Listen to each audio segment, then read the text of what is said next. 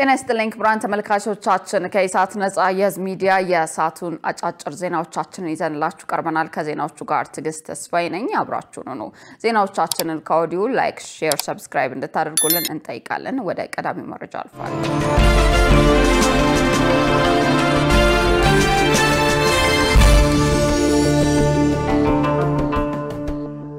የተባበሩት መንግስታት ዋና ጸሐፊ አንቶኒዮ ጉተሬስ ታላቁ የህዳሴ ግድብ ተጠናቆ በመመረቁ የእንኳን ደስ አላችሁ መልእክት አስተላለፉ አንቶኒዮ ጉተሬስ ታላቁ የኢትዮጵያ ህዳሴ ግድብ ተጠናቆ በመመረቁ ኢትዮጵያውያን እንኳን ደስ አላችሁ ብለዋል በተጨማሪም በቅርቡ ኢትዮጵያ የአየር ንብረት ጉባኤን በስኬት ማስተናገዷን አስታውሰው ለዚህም የእንኳን ደስ አላችሁ መልእክት አስተላልፈዋል ፕሬዝዳንት ታዬ አጽቀሥላሴ ከመንግስታቱ ዋና ጸሐፊ ጋር ተወያይተዋል በውይይታቸውም ሁለት ወገኖች በቀጠናው ብሎም በዓለም አቀፍ የጋራ ጉዳዮች ላይ መክረዋል ኢትዮጵያና ኬንያ ወታደራዊ ትብብራቸውን ለማጠናከር ተፈራረሙ ኢትዮጵያና ኬንያ ከ62 ዓመታት በኋላ ለሁለተኛ ጊዜ ወታደራዊ ትብብር ስምምነት ተፈራርመዋል ስምምነቱን የጦር ኃይሎች ጠቅላይ ኢታማዦር ሹም ፊልድ ማርሻል ብርሃኑ ጁላና የኬንያ መከላከያ ኢታማዦር ሹም ጀነራል ቻርልስ ሙሪካ ሃሪሪ ተፈራርመዋል ሁለት ወገኖች በመከላከያ ጠቅላይ መምሪያ የሁለትዮሽ ውይይት ካደረጉ በኋላ ነው በጋራ በሚሰሩባቸው መስኮች ወታደራዊ የትብብር ስምምነት የተፈራረሙት ወታደራዊ የትብብር ስምምነት ስትራቴጂካዊ በሆኑ ጉዳዮች ላይ በጋራ በመስራት ሀገራቱ በመካከላቸው ያለው ግንኙነትና መተማመን የሚያሳድጉበት ነው ፊልድ ማርሻል ብርሃኑ ጁላ በወቅቱ እንዳሉት የቆየ ታሪካዊ ግንኙነት ያላቸው የኢትዮጵያና ኬንያ መከላከያ ተቋማት በተለያዩ ወታደራዊ መስኮች ያላቸው ትብብር ተጠናክሮ ይቀጥላል ከኬንያ ጋር በጋራ ወታደራዊ ልምምድ በወታደራዊ ኢንዱስትሪ ሽብርተኝነትን በመዋጋት በድንበር ደህንነትና በሌሎች ተያያዥነት ባላቸው ወታደራዊ ጉዳዮች ላይ ተፈራርመዋል ማለታቸውን ፋና ዲጂታል ዘግቦታል በስምምነቱ ከሀገራቱ በተጨማሪ በቀጠናው ሰላምና ደህንነት ላይ በጎ ተጽዕኖ የሚፈጥሩ በርካታ ተግባራትን አብረን እንሰራለን ብለዋል ለርሳቸውና ለሉክ ቡድናቸው ለተደረገላቸው ደማቅና የሞቀ አቀባበል ምስጋና ያቀረቡት ጀነራል ቻርልስ ሙሪካ ሃሪሪ በበኩላቸው የኢትዮጵያና የኬንያ ግንኙነት ከታሪክ ባለፈ በባህል በህዝብ ለህዝብና በጂኦግራፊ ላይ የተመሰረተ እንደሆነ ተናግረዋል ኢትዮጵያና ኬንያ ያደረጉት ወታደራዊ ስምምነት ከሀገራቱ ባለፈ ለቀጠናው ሰላምና መረጋጋት የጎላ ፋይዳ እንዳለው ገልጸው ከኢትዮጵያ መከላከያ ጋር በትብብር ለመስራት የኬንያ መከላከያ ቁርጠኛ መሆኑን አረጋግጠዋል ባደጉት ሀገራት በስፋት የሚታወቀውና በኢትዮጵያ በሀገሪቱ የፋይናንስ ስርዓት ትልቅ ለውጥ ያመጣል የተባለውን የካፒታል ገበያ ወደ ስራ ለማስገባት ጥረት ሲደረግ ቆይቶ በ2013 ዓ.ም የወጣው የካፒታል ገበያ አዋጅ ስራ ላይ እንዲውል ተደርጓል በዓለም ላይ ትላልቅ ኩባንያዎች የቢዝነስ ህልውናቸውን ያደረጉበት የካፒታል ገበያ 118 ትሪሊዮን ዶላር የሚንቀሳቀስበት እንደመሆኑ ኒውዮርክ ለንደን ሻንጋይና ቶኪዮ በአፍሪካ ደግሞ ጆሃንስበርግና ናይሮቢ የካፒታል ገበያ ስምምነት ያላቸው ማዕከላት ስለመሆናቸው ይነገራል እነኚህ መረጃዎች አንድ የተማከለ የኢትዮጵያ መዋለ ንዋይ ሰነድ እንዲኖር በማስቻል ቁጠባውን ኢንቨስት ማድረግ እንደሚቻል አመላካቾች ናቸው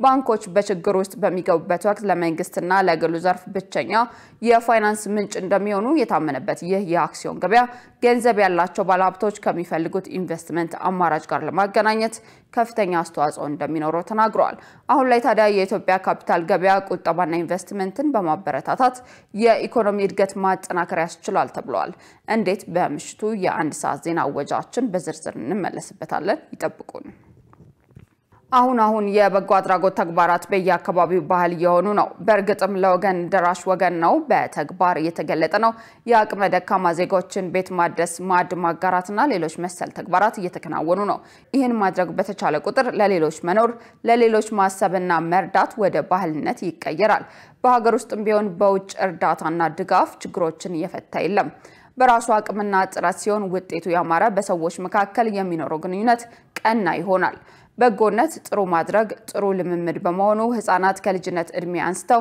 ሊያውቁትና ሊማሩት ይገባል አንዱ የሌላው አጋዥ ወንድ መሆኑን እያወቀ ያደገ ወጣት ለፍቅር እንጂ ለጠብ አይጋበዝም አሁን ላይ ባላትን አስታኮ አቅመ ደካሞችን እርዳታ የሚሹትን ወገኖች መጠየቅ አይዟችሁ ማለት እየተዘወተረ ነው ግን ለምን በበዓል ብቻ የሁል ጊዜ ተግባር ሊሆን ይገባል? የአዲስ አበባ ከተማ የግንባታ ፍቃድና ቁጥጥር ባለስልጣን ለማህበራዊና ኢኮኖሚያዊ ችግር የተጋለጡ ወገኖችን ቤት አድሶና እቃ አሟልቶ በዛሬው ዕለት ለነዋሪዎች አስረክበዋል። ነዋሪዎቹ ምን ተሰማቸው? በምሽት የዜና ሰዓታችን ይጠብቁን። የመስቀል ደመራ በዓል የሚከበርበት የመስቀል አደባባይ የተለያዩ የህብረተሰብ ክፍሎች በተገኙበት ዛሬ ጧት ጽዳት ተደርጎለታል።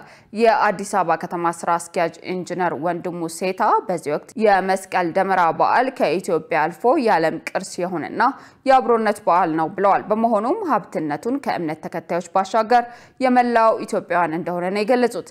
በዚህም የከተማ አስተዳደሩ የመስቀል ደመራ በዓል ሃይማኖታዊ ይዘቱን ጠብቆ በድምቀት እንዲከበር የተለያዩ ተግባራት ሲያከናውን መቆየቱን ተናግረዋል።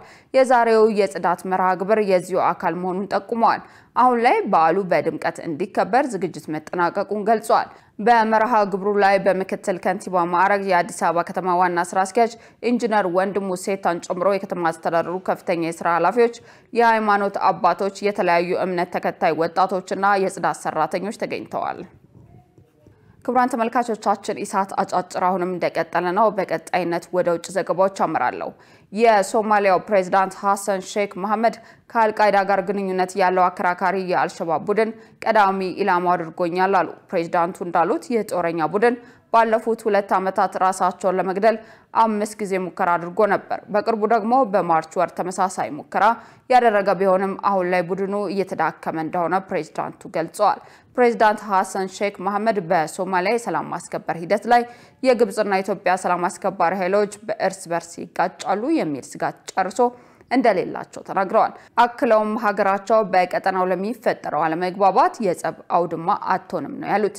ዝርዝሩን በምሽት ዜናችን ይጠብቁን። በማላዊ ፕሬዝዳንታዊ ምርጫ የ85 ዓመቱ ፒተር ሙታሪካ አሸነፉ። በማላዊ በተካሄደው ፕሬዝዳንታዊ ምርጫ የ85 ዓመቱ የሀገሪቱ የቀድሞ ፕሬዝዳንት ፒተር ሙታሪካ አሸንፈዋል። ከፈረንጆቹ 2014 እስከ 2020 ማላዊን የመሩት ፒተር ሙታሪካ በዘንድሮ ፕሬዝዳንታዊ ምርጫ 56% ድምጽ በማግኘት ማሸነፋቸውን የሀገራቱ የምርጫ ኮሚሽን አስታውቋል። በምርጫው 33% ድምጽ ያገኙት ተሰናባቹ ፕሬዝዳንት ላዛሮ ቻክዌራ ለተመራጩ ፕሬዝዳንት የእንኳን ደስ አለው መልእክት አስተላልፈዋል። የአፍሪካ ህብረት ለተመራጩ ፕሬዝዳንት ፒተር ሙታሪካ እንዲሁም ምርጫው ሰላማዊ ሆኖ በመጠናቀቁ ለማላዊያን የእንኳን ደስ አላችሁ መልእክት አስተላልፈዋል። ዜናው የኤፍኤምሲ ነው። ክቡራን ተመልካቾቻችን ኢሳት አጫጭር ዜናዎቻችን ይህንን ይመስሉ ነበር። ዜናዎቹን እየመራው ትዕግስት ተስፋዬ አብሬያችሁ ቆየሁ። ዜናዎቻችንን ላይክ፣ ሼር፣ ሰብስክራይብ እንድታደርጉ ከወዲሁ እንጠይቃለን። መልካም ጊዜ